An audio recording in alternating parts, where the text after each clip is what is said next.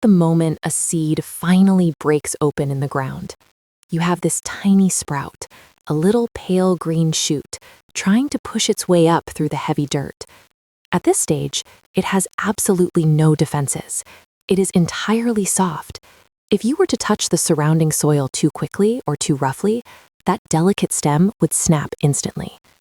Now compare that plant to a lot of the animal kingdom. A lizard can hatch out of its egg, blink a few times, and immediately dart away across the rocks to hunt for bugs. It survives perfectly well without any help. We are born much closer to that fragile seedling. A human infant can't just crawl out and fend for itself. We require a warm, highly protective space just to make it through our early years. This safe environment protects our physical bodies while we develop our unique ability to care for one another. Without a gentle, patient space, we cannot grow the spiritual parts of ourselves that allow us to feel and connect. Because our hearts are so receptive and open, they need this initial period of safety to fully mature. This tenderness is what allows us to eventually navigate the world with a deep, wise kind of love. But not every environment is gentle. Sometimes the world we grow up in is harsh. We might face constant criticism, teasing from peers, or an atmosphere that feels emotionally cold. When we encounter those sharp impacts, we adapt. To survive the harshness, we build thick, rigid walls to keep pain out, becoming highly resilient. But this shell also traps our softness inside. Locked behind those walls, our heart becomes isolated. On the surface, a person who uses this way of protecting themselves appears highly capable. Nothing seems to touch them. Yet underneath, they have lost contact with their most tender, human qualities. Our inner armor does an excellent job of preventing harm, but over time, it starves the very parts of us that make life feel meaningful and deeply connected. The direct remedy for this rigid armor is a specific quality we often call loving kindness. That phrase carries a lot of cultural weight, so let's clear up what it actually means. It's not some grand, complicated romantic love, and it isn't a religious obligation you have to force yourself to perform.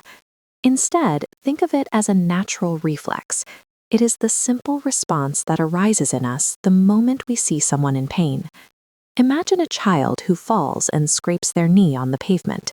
Your immediate instinctual urge is to rush forward, kneel down, and offer comfort. You don't need a philosophy degree or special training to feel that warm, rushing impulse. This is how we naturally act whenever we feel truly safe. Loving kindness is a basic part of being human. It is always there, waiting for the permission to surface. Because we are built with this open feeling capacity, we have to face a difficult reality. Life will hurt us. We will lose people we care about, and we will experience deep emotional loss. Our default reaction when bad news hits is to brace for impact.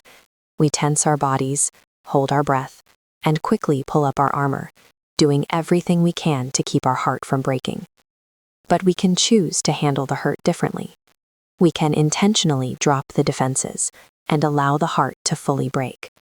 When we direct our natural kindness inward, it acts like a warm, watery container.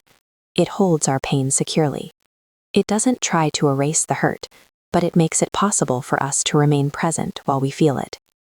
By breaking open inside this supportive space, our heart actually expands. We come out the other side with a wider capacity to take risks, to connect, and to love even more deeply. A tree that knows how to sway and bend in high winds survives because it isn't rigid. We find our real strength the same way, by having the courage to let heartbreak keep us deeply, beautifully human.